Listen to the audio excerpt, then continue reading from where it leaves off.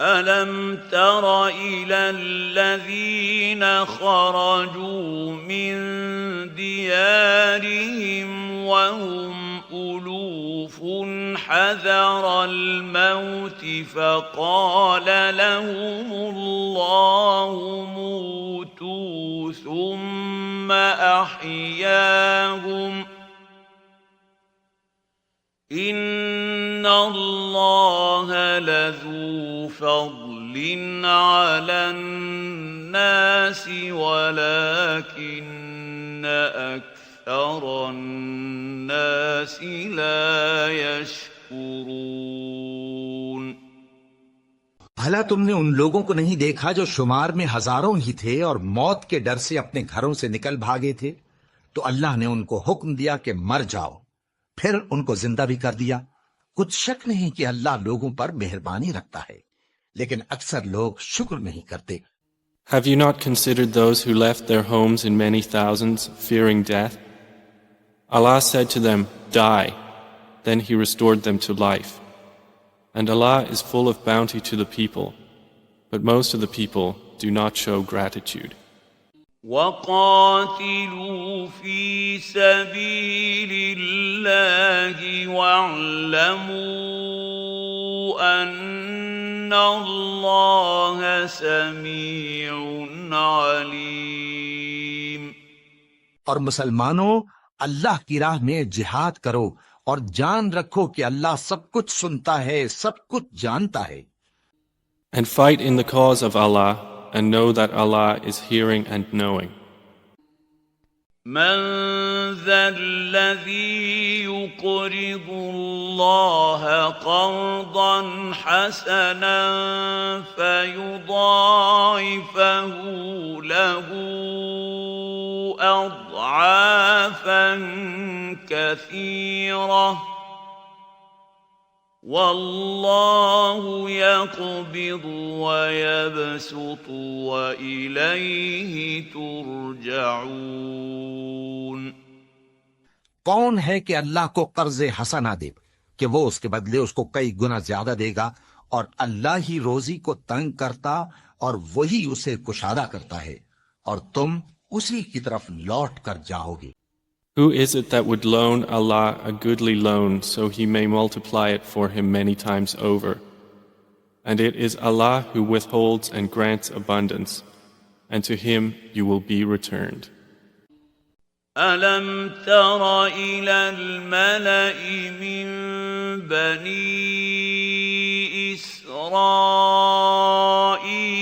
من بعد موسى إذ قالوا لنبي له مبعث لنا ملكا نقاتل في سبيل الله قال هل عسيتم إن كتب عليكم القتال ألا تقاتلوا قالوا وما لنا ألا نقاتل في سبيل الله وقد أخرجنا من ديارنا وأبنائنا فلما كتب عليهم القتال تولوا إلا قليلا منهم والله عليم بالظالمين। भला तुमने बनी इसराइल की एक जमात को नहीं देखा जिसने मूसा के बाद अपने पैगंबर से कहा कि आप हमारे लिए एक बादशाह मुकर्रर कर दें ताकि हम अल्लाह की राह में जिहाद करें। पैगंबर ने कहा कि अगर तुमको जिहाद का हुक्म दिया जाए तो ऐसा तो नहीं कि लड़ने से पहलू ही करो। वो कहने लगे कि हम अल्लाह की राह में क्यों ना लड़ेंगे जबकि हम वतन से खारिज और बाल बच्चों से जुदा कर दिए गए। फिर जब उनको जिहाद का हुक्म दिया गया तो चंद अशखास के सिवा सब फिर गए और अल्लाह जालिमों से खूब वाकिफ है। Have you not considered the assembly of the children of Israel after the time of Moses, when they said to a prophet of theirs, "Send to us a king, and we will fight in the way of Allah"? He said, "Would you perhaps refrain from fighting if fighting was prescribed for you?" They said, "And why should we not fight in the cause of Allah when we have been driven out of our homes and from our children?" But when fighting was prescribed for them, they turned away, except for a few of them. And Allah is knowing of the wrongdoers.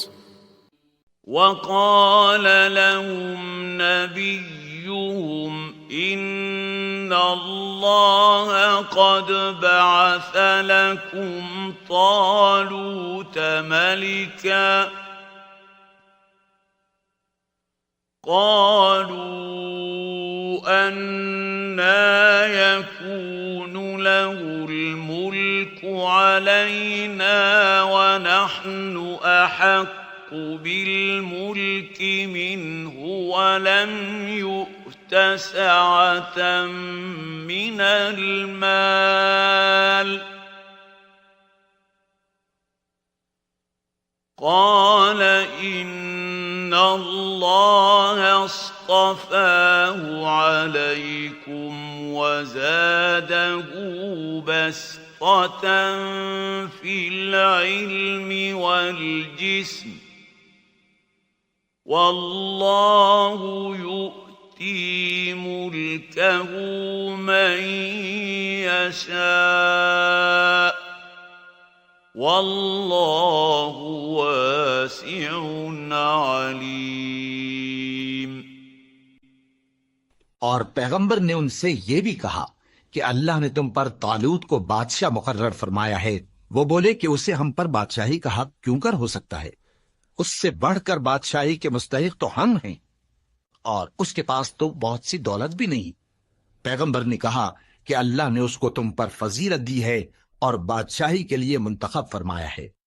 उसने उसे इल्म भी बहुत सा बख्शा है और तनोतोष भी बड़ा अता किया है और अल्लाह को इख्तियार है जिसे चाहे बादशाही बख्शे, वो बड़ा कुशाइश वाला है, दाना है। And their prophet said to them, "Indeed, Allah has sent to you Saul as a king." They said, "How can he have kingship over us while we are more worthy of kingship than him, and he has not been given any measure of wealth?" He said, "Indeed, Allah has chosen him over you and has increased him abundantly in knowledge and stature. And Allah gives His sovereignty to whom He wills, and Allah is all-encompassing in favor and knowing." وقال لهم نبيهم إن آية ملكه أن يأتيكم التابوت فيه سكينة من ربكم وبقية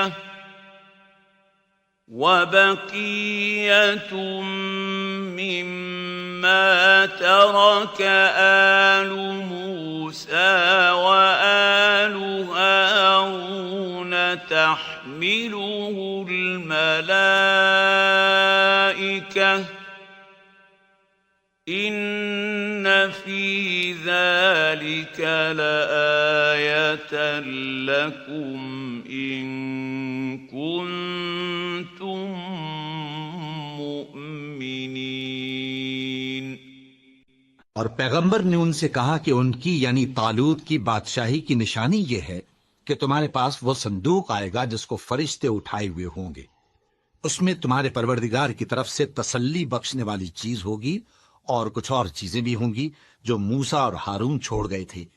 अगर तुम ईमान रखते हो तो ये तुम्हारे लिए एक बड़ी निशानी है। And their prophet said to them, "Indeed, a sign of his kingship is that the chest will come to you in which is assurance from your Lord and a remnant of what the family of Moses and the family of Aaron had left, carried by the angels.